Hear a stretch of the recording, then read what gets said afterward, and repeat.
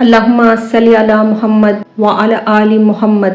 ایک آدمی نے حضرت علی رضی اللہ تعالیٰ عنہ سے پوچھا کہ اے امیر المومنین، آپ اپنے چاچاؤں کے بجائے اپنے چچازاد بھائی پیارے آقا محمد صلی اللہ علیہ وآلہ وسلم کے وارث کیسے بنے؟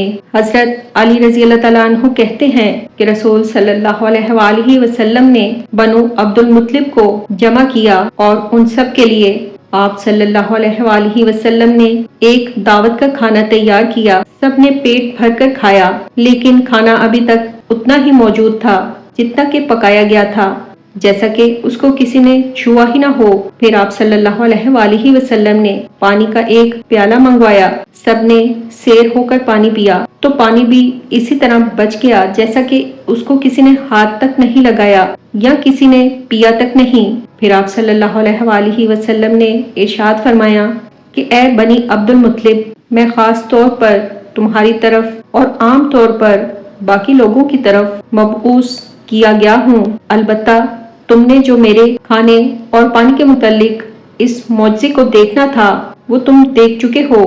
پھر پوچھا، تم میں سے کون اس بات پر میری بیعت کرنا چاہتا ہے کہ جو میرا بھائی، میرا دوست اور میرا وارث ہو؟ خاندان کے لوگوں میں سے کوئی بھی آپ کے لیے کھڑا نہ ہوا۔ سیدنا علی رضی اللہ تعالیٰ عنہ نے کھڑے ہو کر عرض کیا، یا رسول اللہ صلی اللہ علیہ وآلہ وسلم، میں یہ کروں گا، حالانکہ میں ان لوگوں میں سب سے چھوٹا تھا۔ نبی صلی اللہ علیہ وآلہ وسلم نے فرمایا، علی بیٹھ جاؤ۔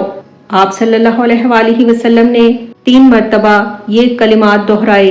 حضرت علی رضی اللہ تعالیٰ عنہ کہتے ہیں کہ میں ہر بار آپ کی دعوت پر کھڑا ہوتا رہا، اس پر آپ صلی اللہ علیہ وآلہ وسلم مجھے فرماتے رہے کہ اے علی بیٹھ جاؤ۔